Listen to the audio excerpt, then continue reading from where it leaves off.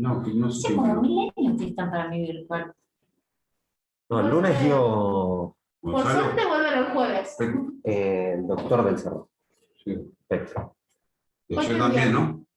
Ayer también, martes Sí. también. No, ayer lunes. Ayer por Ayer lunes, ¿no? Y martes. ¿Y hoy? ¿Y hoy tenía que haber dado gas? ¿O no? Hoy en la mañana. Oh. Sí, Gonzalo. yo no la abrí. ¿Quién la abrió? Yo no lo abrí. ¿Hoy? No, ¿Pero Sofi. alguien la abrió? Sofi. Yo manché con el puche y arranco. Así ya arrancamos. No, como vieron los dos. ¿Por qué? El otro día llegó Gonzalo del Cerro 30 minutos tarde. Así que 40 llegó tarde. Hola, buenas tardes. ¿Cómo andan? Buenas tardes. Bueno, en 3-4 minutos empezamos, como siempre. Bueno.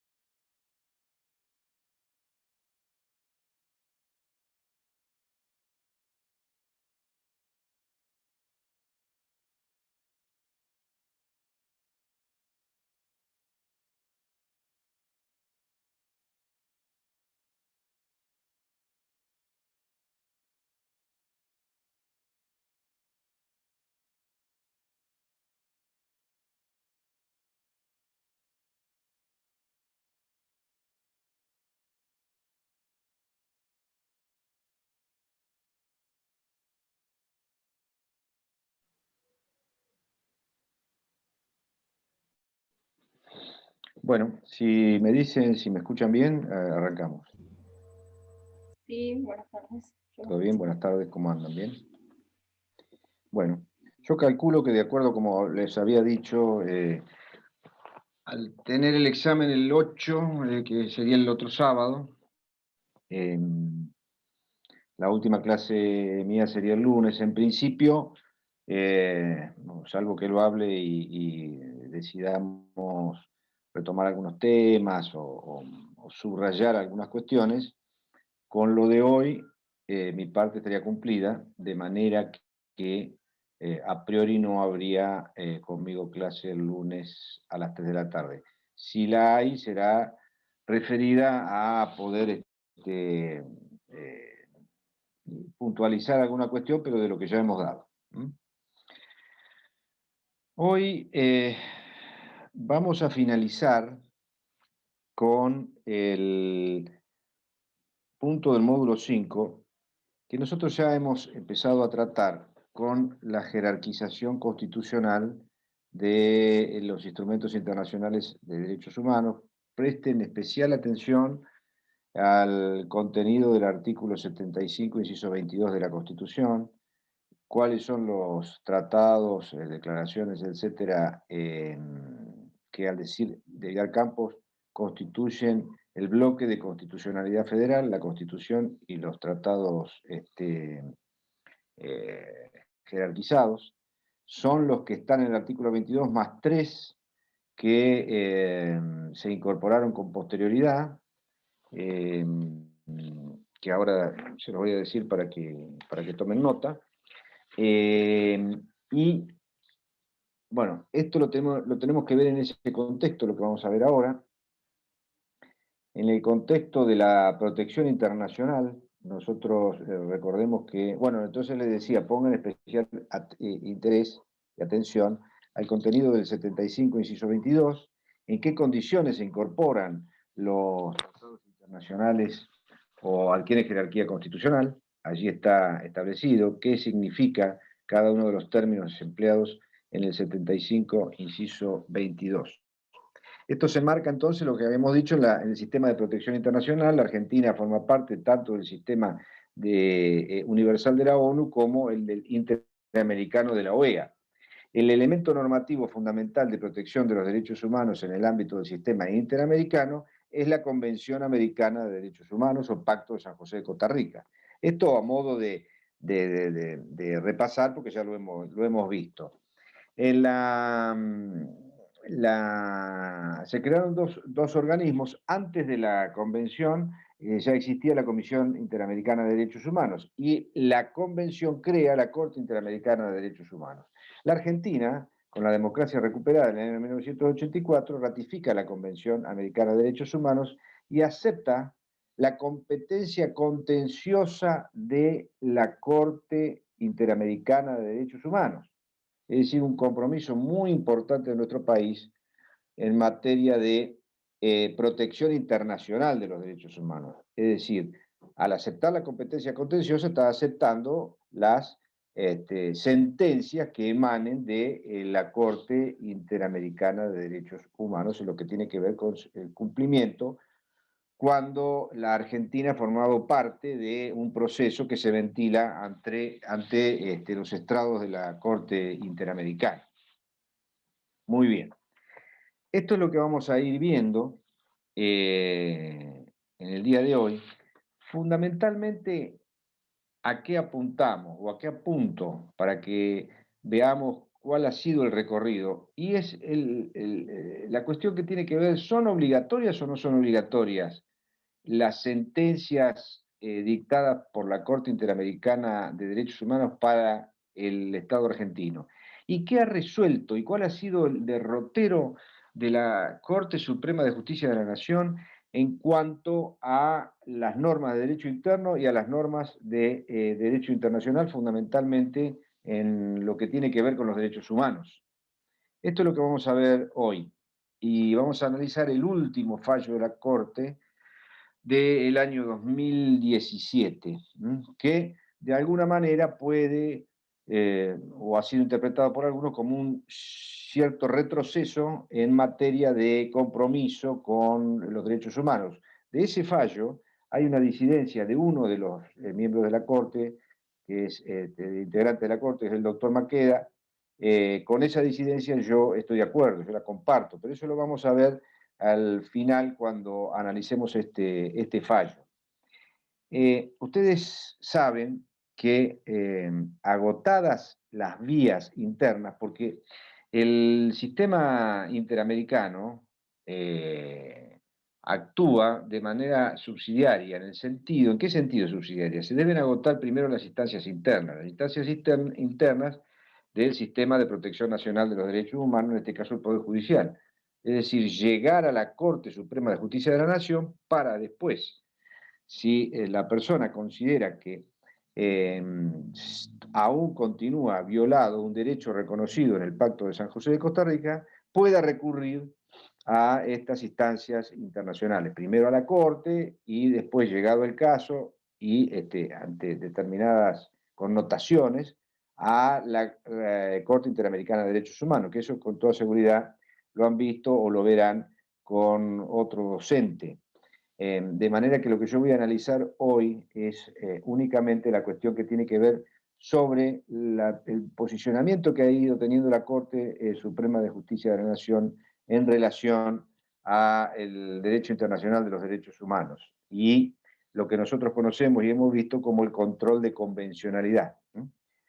Entonces, cuando están agotadas las vías internas y hay un fallo de la máxima instancia, que es la Corte Federal, el Estado argentino puede ser acusado de violación de algún derecho, en este caso, por ejemplo, prescrito en el Pacto de San José de Costa Rica, y llevado a estas instancias internacionales por haber violado los derechos reconocidos en el pacto. Esta queja, digamos, esta instancia puede fenecer, puede terminar en la Comisión Interamericana de Derechos Humanos o, después de la intervención de la Comisión, puede ir a la jurisdicción contenciosa de la Corte Interamericana de Derechos Humanos. Aquí presten especial atención y anoten por ahí también la Convención de Viena sobre el Derecho de los Tratados y el artículo 27. ¿Qué dice el artículo 27 de la Convención de Viena sobre el Derecho de los Tratados? Que un país firmante no puede argumentar la existencia de un derecho interno para incumplir las obligaciones asumidas en la firma de los tratados internacionales. Es decir, no puede utilizar como excusa, si se quiere, que hay determinada normativa interna y por lo tanto eso lo lleve a incumplir los tratados con los cuales se ha obligado, ¿no? Digo, para analizar esto que vamos a ver ahora, tenemos que tener en cuenta especialmente el artículo 27 de la Convención de Viena sobre el Derecho de los Tratados. También, y muy rápidamente mencionado, lo que son las tesis dualistas y las tesis monistas. Las tesis dualistas, que entienden que hay una diferencia entre el derecho interno y el derecho público internacional. En cambio, las tesis monistas es que hay como una conjunción tanto del derecho interno junto con el derecho internacional. En este sentido, ha habido una evolución de la jurisprudencia de la Corte Suprema de Justicia de la Nación, que ahora yo voy a hacer una breve lectura de algunos fallos donde dan cuenta de este recorrido, donde ha ido variando la Corte de tesis dualistas a la tesis monista, fundamentalmente a partir del fallo en Mejián con Sofovich. Ustedes recuerdan, ya lo hemos visto, del año 1992, donde hubo un cambio muy importante de la Corte y donde determinó que no era necesaria una ley interna para que tuviera plena vigencia el derecho reconocido en el Pacto de San José de Costa Rica del derecho a réplica. En un fallo anterior de la Corte, por eso que la Corte cambió su criterio, en Mejián con Neustadt, había establecido que justamente faltaba esa norma interna para hacerlo plenamente operativo. Varió la opinión de la Corte y eso de alguna manera fue la puerta que abrió para la reforma de la Constitución de 1994 en lo que tiene que ver con los instrumentos internacionales jerarquizados constitucionalmente. Me está sonando un teléfono fijo, pero no lo voy a atender, así que tenemos que compartir unos segundos con este teléfono que está sonando. Es decir, que los tribunales argentinos tienen una doble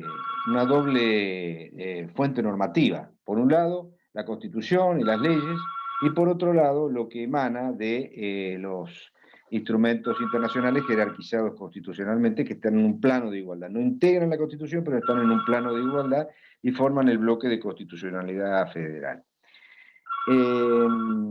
Entonces decíamos que la Corte había tenido una modificación en algunos precedentes, Merck, Martín y compañía, limitada, eso. Se estableció fundamentalmente la posición dualista, donde se le dio prioridad al derecho interno en relación con los pactos internacionales. Hasta que llegó, y en esto hago un rapidísimo recorrido y no tendría tiempo para analizar cada uno de los fallos que mencioné, Merck, Martin y compañía limitada y eso, llegamos al año 92, donde hay este cambio de paradigma del que habíamos hablado y fundamentalmente el artículo 17 de la Convención de Viena sobre el Derecho de los Tratados. Y con la reforma del año 1994 se produce este tránsito entonces de las posiciones dualistas a la posición monista, donde se analiza como un todo tanto el derecho interno como el derecho internacional, fundamentalmente en el marco de la necesidad de la protección de los derechos humanos o de los derechos fundamentales.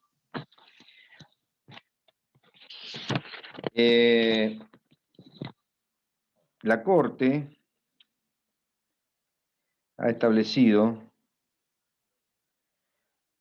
voy a ver alguna lectura de algunos fallos rápidamente, como para que vayamos viendo el acatamiento de las decisiones de la Corte a los casos en los cuales se declara la responsabilidad de la Argentina, ¿no? Es decir, cómo se ha ido variando, y esa variación ha ido en la dirección primero de considerar que no eran obligatorios, después considerar que sí que eran obligatorios los fallos de la Corte Interamericana de Derechos Humanos con fundamento en el artículo 68 del Pacto de San José de Costa Rica, que yo se los voy a leer, y les pido por favor que anoten este artículo del Pacto de San José de Costa Rica, porque en definitiva es con lo que vamos a cerrar el fallo Fontevecchia.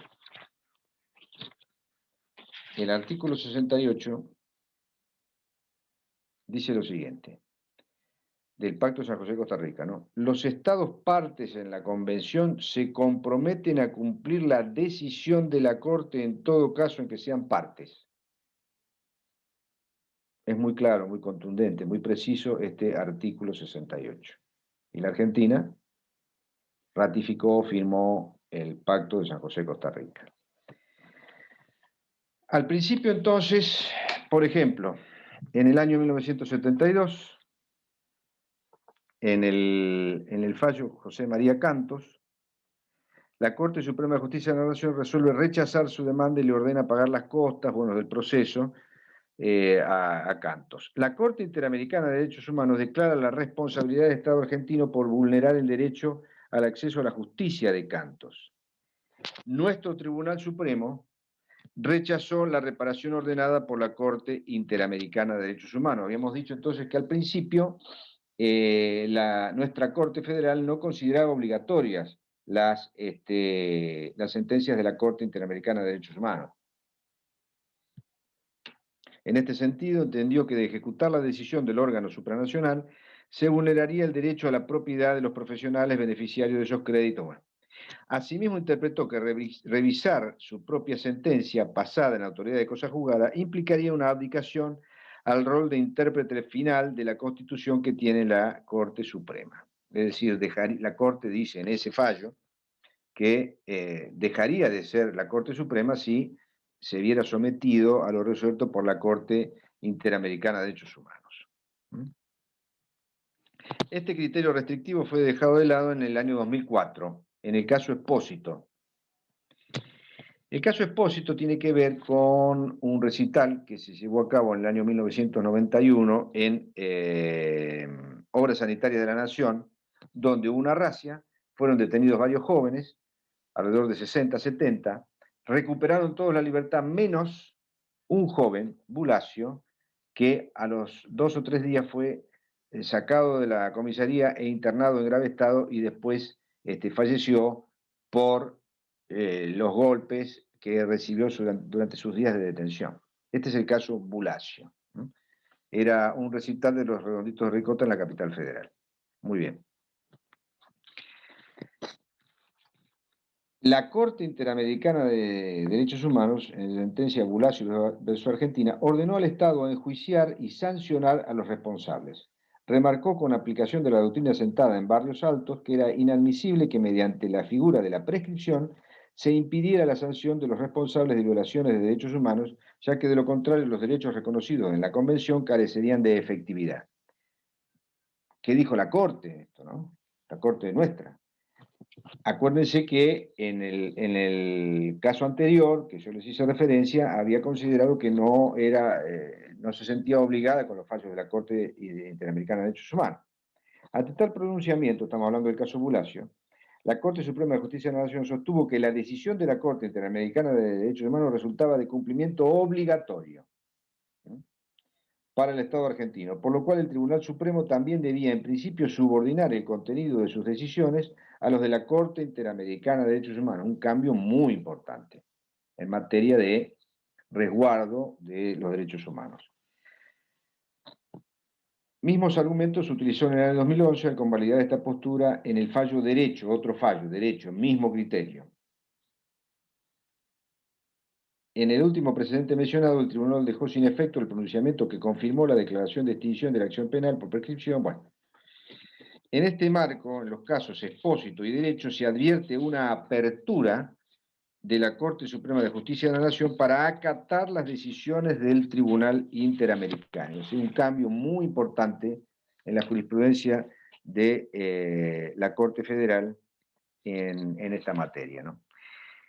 Asimismo, entre los años 2004 y 2007 adoptó una línea protectora de los derechos humanos en cuanto a los crímenes de lesa humanidad, es decir, la misma orientación.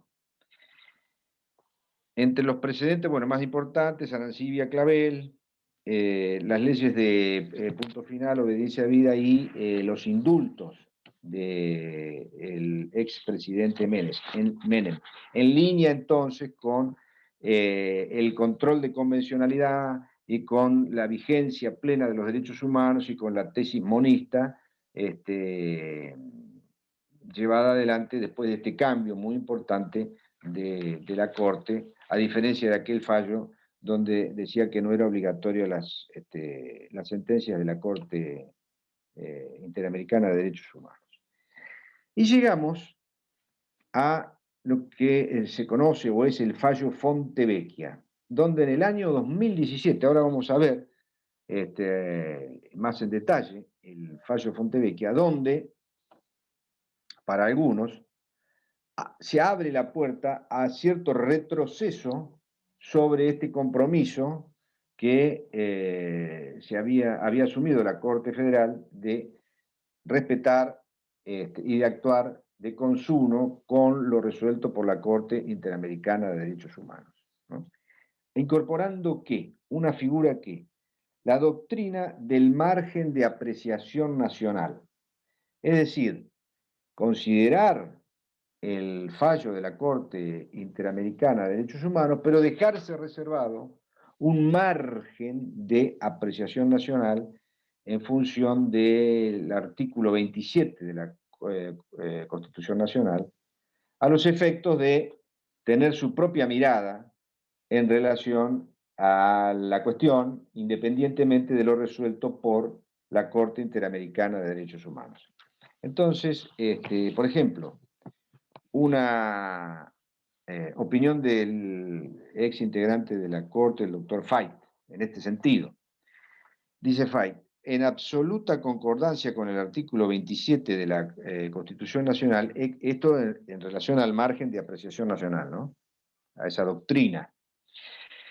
En absoluta concordancia con el artículo 27 de la Constitución Nacional, existe un margen de apreciación nacional cuya esencia es garantizar la existencia de la autonomía estatal, por la cual cada Estado tiene reservado un margen de decisión en la introducción al ámbito interno de las normas que provienen del ámbito internacional. Es decir, un margen de decisión, está diciendo Fait, independientemente de lo que diga la Corte Interamericana de Derechos Humanos. ¿Se entiende a dónde apunta esta doctrina del margen de apreciación nacional? Muy bien. Y acá nos vamos a meter de lleno en lo que es el fallo Fontevecchia. Acá sí le voy a dar una lectura un poco más minuciosa. Primero, los hechos. ¿Qué es lo que se analizó? En el año 2001, este es el fallo de la Corte, ¿no? Donde hubo un voto de 3 miembros, el propio voto de Rosati y un voto en disidencia de Maqueda. O sea, votaron en un sentido Rosenkrantz, Elena Hayton de Nolasco y Lorenzetti. El voto propio de Rosati y el voto en disidencia de Maqueda, que es con el que yo coincido, humildemente.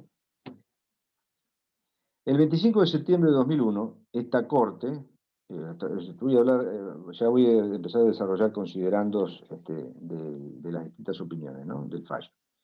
Esta Corte Suprema confirmó la sentencia de la Sala H de la Cámara Nacional de Apelaciones en lo Civil, que había hecho lugar a la demanda de daños y perjuicios promovida por el expresidente Carlos Saúl Menem contra Editorial Perfil, Jorge Fontevecchia y Héctor D'Amico, ¿no? O sea, hicieron lugar tanto la Cámara como la Corte, que confirmó el fallo de la Cámara, ¿no? Hizo lugar, haciendo lugar a lo reclamado por Menem. Esta Corte entendió que ¿y cuál era el hecho? ¿Por qué fue Menem a la justicia? Esta Corte entendió que la difusión de ciertas notas periodísticas vinculadas con la presunta existencia de un hijo no reconocido de Menem había lesionado en forma ilegítima su derecho a la intimidad, tutelado por el artículo 19 de la Constitución Nacional y por los artículos 17, párrafos primero y segundo del Pacto Internacional de Derechos Civiles y Políticos y otros artículos de la Convención Americana de Derechos Humanos. Y confirmó la condena pecuniaria dispuesta por la Cámara, reduciendo, los montos. Es decir, la Cámara había condenado a indemnizar a Menem por el daño causado por esta cuestión del presunto hijo extramatrimonial, porque consideraba la Cámara, y la Corte lo confirmó, que había violado el derecho a la intimidad prescrito en distintas normas, en la Constitución Nacional y normas internacionales. Entonces, condenó una indemnización. Bien.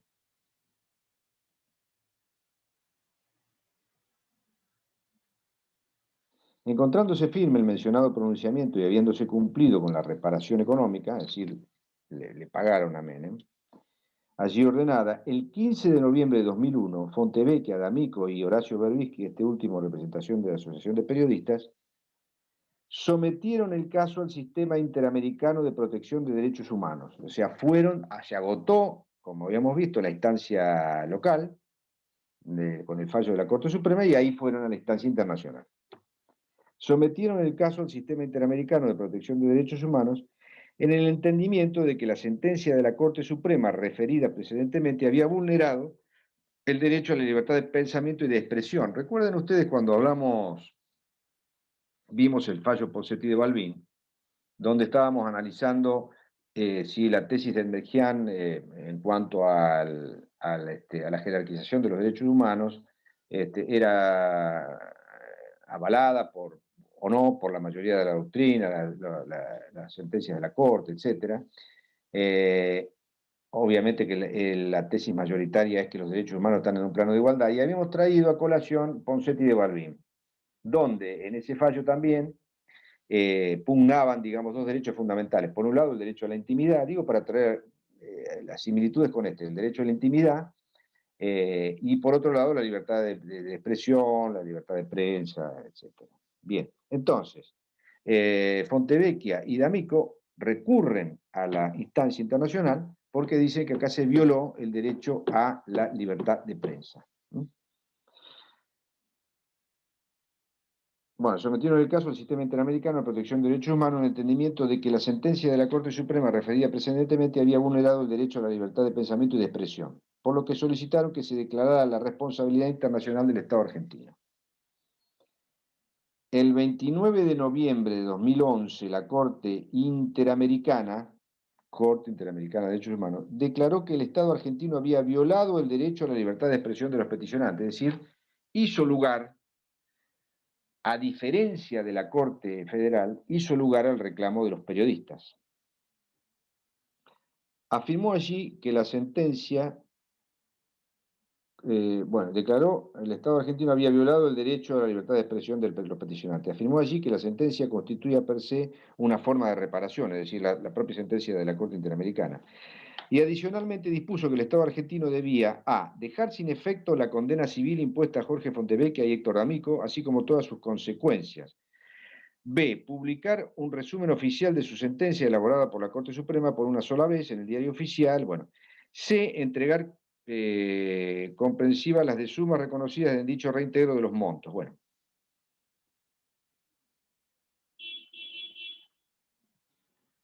Bien. O sea que, como ven, la Corte Interamericana estableció la responsabilidad del Estado argentino en disidencia con lo que había resuelto la Corte Suprema de Justicia de la Nación.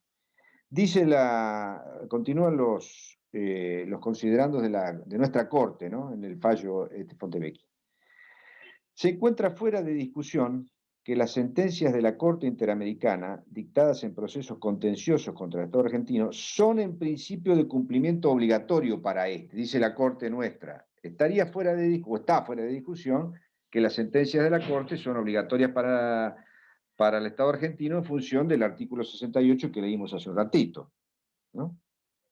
Dicha obligatoriedad, sin embargo, alcanza únicamente las sentencias dictadas por el Tribunal Internacional dentro del marco de sus respectivas, dentro del marco de sus potestades remediables, como sugiriendo ya que se había salido del marco de sus potestades. En efecto, es con ese alcance que el Estado argentino se ha obligado internacionalmente a acatar las decisiones de la Corte Interamericana. Dice la Corte nuestra, sí, el Estado argentino se obligó en tanto y en cuanto la Corte Interamericana actúe dentro de sus potestades, ¿no?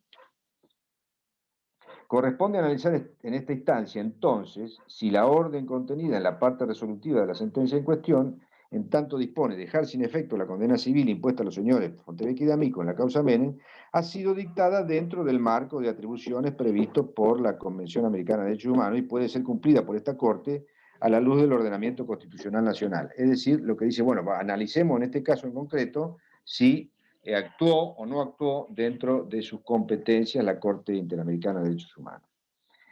La Corte Interamericana, continúa diciendo la Corte Federal nuestra. ¿Me escuchan bien? Hola, ¿me escuchan bien? Sí, se escucha bien. Bien, perdón. La Corte Interamericana, entonces dice nuestra Corte, no constituye una cuarta instancia que revisa o anula decisiones jurisdiccionales estatales, sino que, siguiendo los principios estructurales recordados, es subsidiaria, coadyuvante y complementaria. Es decir, no estamos ante una instancia que esté por encima de la Corte, dice nuestra Corte, ¿no? No es una cuarta instancia. La Corte Interamericana no tiene el carácter de tribunal de apelación o de casación de los organismos jurisdiccionales de carácter nacional, solo puede en este caso señalar las violaciones procesales de los derechos consagrados en la Convención que hayan perjudicado al afectado en este asunto, pero carece de competencia para subsanar dichas violaciones en el ámbito interno. Esta comprensión del rol de los tribunales internacionales de derechos humanos como actores subsidiarios ha sido además abrazada, bueno, por el Tribunal Europeo de Derechos Humanos en sus doctrinas de el margen de apreciación nacional. Dice la Corte nuestra, el Tribunal Europeo de Derechos Humanos también ha echado mano a esta doctrina del margen de apreciación nacional. A la luz de estos principios, resuelve dejar sin efecto la sentencia dictada por esta Corte en la causa Menem en virtud de la orden de la Corte Interamericana. Entonces dice, a la luz de esto, dejar sin efecto lo que resolvimos, dice la Corte, implicaría transformar a dicho tribunal, o sea, la Corte Interamericana, efectivamente en una cuarta instancia, revisora de las sentencias dictadas por esta Corte, en clara violación de los principios estructurales del sistema interamericano. En efecto, la idea de revocación se encuentra en el centro mismo del concepto de una cuarta instancia. En tanto, una instancia judicial superior supone la capacidad de revisar las decisiones del inferior y, en su caso, dejarlas sin efecto. Reconocer, bueno, dice la Corte nuestra, si nosotros dejamos sin efecto, estamos admitiendo que hay una cuarta instancia. Revocar la sentencia firme dictada por este tribunal implica privarlo de su carácter de órgano supremo del Poder Judicial argentino y sustituirlo por un tribunal internacional en clara transgresión de los artículos 27 y 108 de la Constitución Nacional. Recuerden el análisis que había hecho del artículo 27 el doctor Fait. Esta comprensión del artículo 27, lejos de haber sido alterada por la reforma 94, ha sido reafirmada con ella, así lo ha entendido el constituyente argentino cuando al otorgar jerarquía constitucional a la Convención, ha establecido expresamente que sus normas no derogan artículos de la primera parte de esta Constitución. Bien, y continúa haciendo una serie de afirmaciones en orden a esta posición que habíamos referido. El voto minoritario del doctor Maqueda es el que ahora voy a mencionar. ¿Qué dice Maqueda? Entre otras cosas, ¿no? Lo he resumido. Que a partir de la reforma constitucional de 1994 y de acuerdo con lo dispuesto en el artículo 75, inciso 22 de la norma fundamental, las sentencias de la Corte Interamericana de Derechos Humanos pronunciadas en causas en las que el Estado argentino sea parte deben ser cumplidas por los poderes constituidos en el ámbito de su competencia y en consecuencia son obligatorias para la Corte Suprema de Justicia de la Nación, en función de lo establecido en la reforma del 94 y la jerarquización constitucional de los instrumentos de derechos humanos, artículo 75, inciso 22. Por ello, dice Maqueda, esta Corte, como uno de los poderes del Estado argentino y conforme lo previsto en el artículo 68 del Pacto de San José de Costa Rica, que se los voy a volver a leer, el fallo. Los estados partes en la Convención se comprometen a cumplir la decisión de la Corte en todo caso en que sean partes. Por ello, esta Corte, como uno de los poderes del Estado argentino y conforme lo previsto en el artículo 68.1 de la misma Convención, debe cumplir y ejecutar el pronunciamiento del Tribunal Interamericano. Que el deber de cumplir la decisión adoptada por la Corte Interamericana responde a un principio básico de derecho sobre la responsabilidad internacional del Estado, según el cual los Estados deben acatar sus obligaciones convencionales internacionales de buena fe, pacta sunt servanda, y de conformidad con lo dispuesto en la Convención de Viena sobre el derecho de los tratados, que yo ya hice referencia al artículo 27. No pueden, por razones de orden interno, dejar de cumplir las obligaciones ya asumidas, so pena de verse comprometida la referida responsabilidad. Que a la luz de lo expresado, haciendo mérito de los fundamentos inequívocos que sustentaron el fallo de la Corte Interamericana en el caso Fontevecchia y D'Amico versus Argentina, y dado que dicho pronunciamiento debe ser cumplido por los poderes constituidos del Estado argentino en el ámbito de su competencia, corresponde a esta Corte Suprema, según lo establecido en el párrafo 105 del citado fallo, dejar sin efecto la sentencia dictada por este tribunal y por lo tanto actuar en consonancia con lo establecido por la Corte Interamericana de Derechos Humanos. Entonces, digamos, fallo Fontevecchia, la Corte, en un voto mayoritario,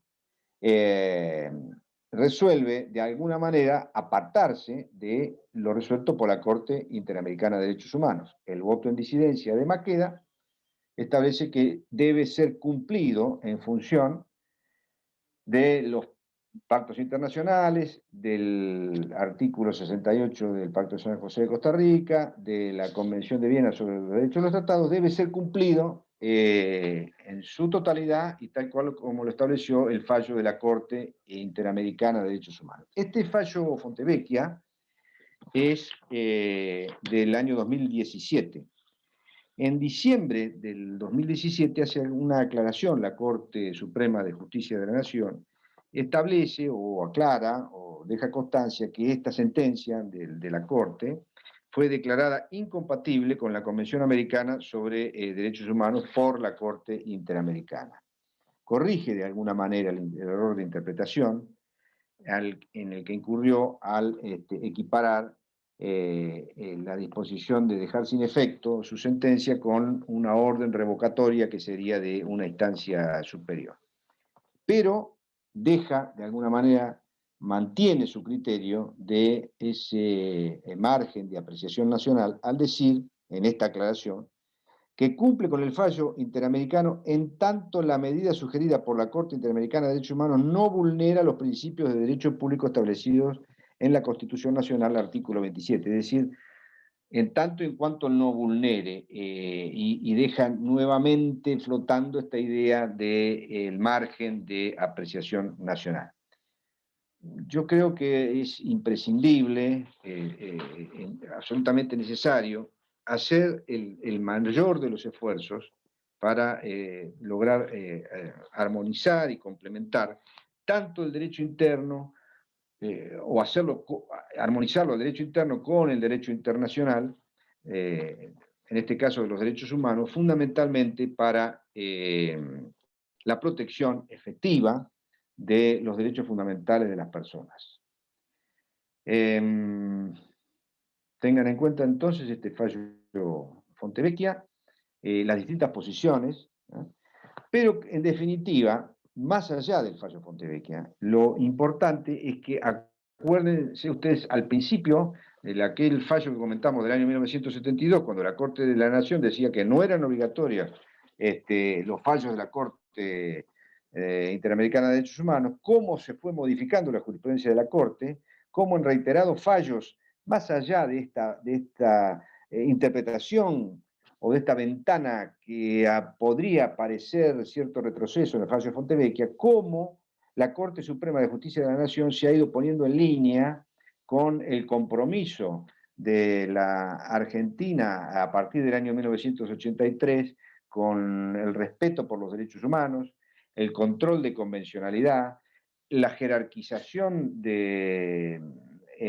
constitucional de los instrumentos de derechos humanos, artículo 75 y 22, cómo esa corriente se ha ido consolidando